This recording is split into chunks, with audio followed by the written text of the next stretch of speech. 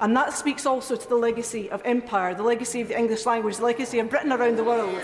And that is why people seek to come here. Well, hello there, Nadu Pirelwell. Again, this is the impressive Alison Thewliss staring down this extreme Brexit Tory government over their illegal migration bill on Tuesday the 28th of March last week, I think it was.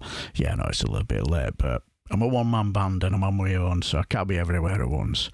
But as she was finishing her superb, rousing speech of compassion and empathy, Labour MP for Oldham and Saddleworth, I think, Debbie Abrahams asked her to give way and used a certain veteran minister's words to prove how cruel and callous this government really is when it comes to keeping their promises to Afghans. And watch Alison Thewliss go. Enjoy. People can come here and make a contribution. They can live a dull, boring, ordinary life. They could be an OBE. They could be the First Minister of a country. But they have a contribution to make, and they deserve to get to make that contribution without the UK government pulling up that drawbridge and saying that people are unwelcome. I'll absolutely take her intervention. I'm very grateful to my honourable friend, and I was just on Amendment 189 about Afghan citizens. It really is striking, the Veterans Minister this afternoon saying that there are no safe routes for Afghans to come to this country. Afghans who have protected many of us in terms of the citizens, but also in terms of our armed forces. And there are no safe routes for them to come.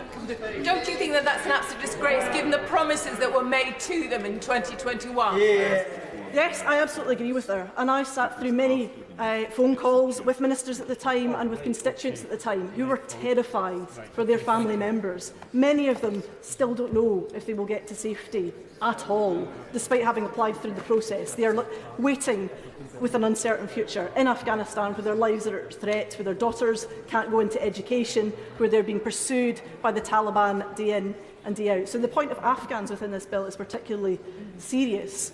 But there are other nationalities as well that you could equally say Iraqis who help support British forces, other people from other countries where Britain has a footprint, because many people come here because of the footprint that Britain has had in the world, and we have a particular responsibility to those people. And as the Afghan interpreters have used the phrase in the exhibition that they gave, we are here because you were there. And that speaks also to the legacy of empire, the legacy of the English language, the legacy of Britain around the world. And that is why people seek to come here. And I believe very firmly that we have a duty and a responsibility to people around the world. This government reneges on that responsibility. That's what this bill is all about.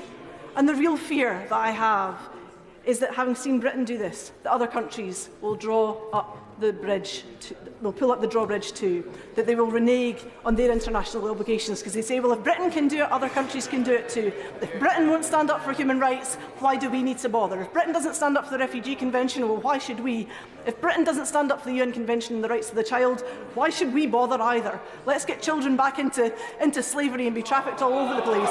Because this government is not protecting children here. That's why we have these amendments, because we seek to protect people who are being trafficked and exploited. This government, by ignoring the amendments that we are putting forward, Sir Roger, seeks to refuse people that protection, that human dignity, those rights that they have under international obligations. And we have those rights.